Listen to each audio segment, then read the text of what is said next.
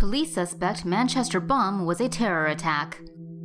At least 22 people died and scores more were injured in an explosion at a concert in Manchester. Authorities said they're treating the blast as a terror attack until they had further information. A capacity crowd of 21,000 people were at the Manchester Arena on Monday night for an Ariana Grande concert. As the show was finishing, there was an explosion in the foyer of the arena. Some witnesses said the attack appeared to be carried out with a nail bomb. The blast sparked panic inside the arena as thousands of people ran for the exits. At least 22 people were killed and 59 injured. Many of the wounded were reportedly trampled as they ran from the venue. U.S. officials told Reuters that the attack was possibly the work of a suicide bomber. However, British police have yet to confirm what caused the blast, and no group has claimed responsibility for the attack. Say no to safe spaces on YouTube. Support TomoNews at patreon.com/TomoNews. Terrorism remains a constant threat. Unarmed police officers stabbed to death in UK Parliament attack. At least 5 people have died in an apparent terrorist attack that took place in London near the Houses of Parliament on Wednesday, a date that coincided with the first anniversary of deadly suicide bombings in Brussels. The attack came as the Westminster Bridge was packed with tourists and pedestrians, and while Parliament was in session. After mowing down at least 20 people, the car sped toward the Palace of Westminster and only came to a halt when it crashed into the railings of the new palace yard. The suspect then ran to the Parliament grounds, where he stabbed and killed an unarmed police officer. The man was then shot dead by armed officers.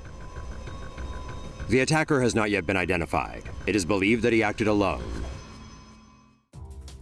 London Muslim terrorist filmed by many, but only 2 people actually tried to stop him.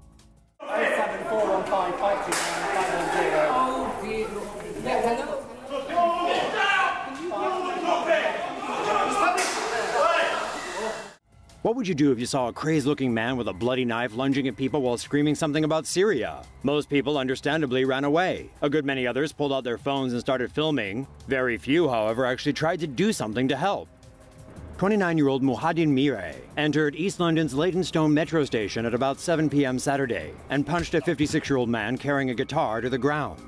Mira then leapt onto the man and, using a box cutter or craft knife, began cutting the guitarist's neck in what may have been an attempt to behead the victim. Leaving his first victim seriously wounded, the terrorist lunged at other commuters. 2 brave men then attempted to distract and corner the attacker.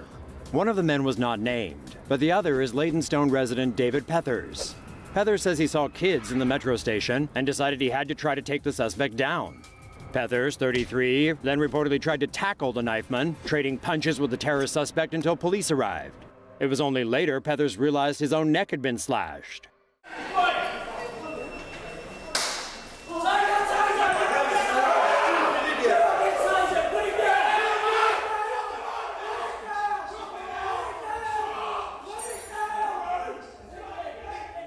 It took 2 taser hits before the suspect dropped his knife and was arrested. The 56-year-old guitarist was taken to hospital, but his wounds are not believed to be life-threatening. Pethers' cut did not require medical attention, but his temper required some calming. Pethers says he became furious after people approached him following the incident, saying, "Good job, and we got it all on film." "Are you crazy?" Pethers says he told the cameraman. "You stood there filming and did nothing?" What do you think? Should more people have tried to help subdue the knife-wielding terrorist? Or is that asking too much? Would you have filmed or helped? London Tube attacker had ISIS images on his cell phone. The man who went postal and slashed a 56-year-old man inside a London subway station over the weekend already claimed that his motive was ISIS-related after he shouted, "This is for Syria," during the attack. But that connection with the extremist group has become even stronger after British authorities discovered ISIS-related photos on the man's phone, including flags associated with the Islamic State. Muhaddin Mire approached his victim in the tube station in Leytonstone at around 7 p.m. on Saturday and reportedly sawed at the man's neck before threatening other passersby. Responding police officers used stun guns to eventually disarm the attacker. When officers searched the 29-year-old's phone after the attack, they found photos from last month's Paris terrorist attacks, and that's not all. According to CNN, authorities also found photos on Mire's phone from last week's heinous killings at a social services agency in San Bernardino, California. While not exactly claiming credit for it, ISIS has applauded that incident, which left 14 dead after a husband and wife duo opened fire on government agency employees. A search of Mira's phone's web history indicates that the Somali-born Londoner has previously searched for information about Islamic State and knife attacks carried out by Palestinians. The Scotland Yard is treating Saturday's knife attack as a terrorist incident, and the Westminster Magistrates Court has deemed Mira a danger to the public due to his apparent mental health issues. He has been charged with 1 count of attempted murder. Say no to safe spaces on YouTube. Support TomoNews at patreon.com/TomoNews. UK couple convicted of plotting July 7th London anniversary attack. A married British couple have been convicted of plotting to carry out a massive terror attack in London on the 10th anniversary of the July 7, 2005 transportation system bombing. Mohammed Rahman and Sana Ahmed Khan, who shared a radical and violent extremist ideology, knew each other since childhood and married in secret. Khan funded Rahman's jihadist dream of planning an attack on the 10th anniversary of the 7/7 London bombing by buying chemicals and explosive manuals with her work salary and payday loans.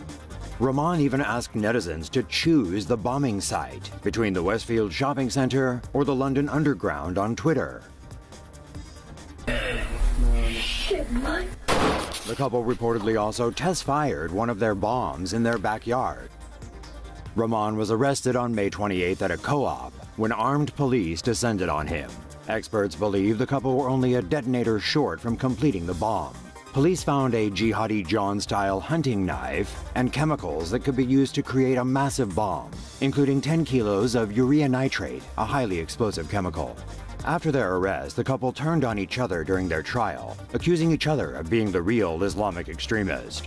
The couple were convicted by a jury on Tuesday and are expected to be sentenced later this week. 1 dead, 5 injured in London mass stabbing. A man suspected to be mentally ill went on a stabbing spree in central London on Wednesday night, August 3rd. The 19-year-old had been wielding a knife in a busy area near Russell Square. At around 10:30 p.m., he started attacking people with his weapon. He injured 6 people. One of his victims was a woman in her 60s. She later died. Police arrived within minutes and took down the attacker with a taser before arresting him. As a result of the knife attack, the city has increased the number of patrols and armed officers on the streets. Beat police in the UK generally don't carry guns.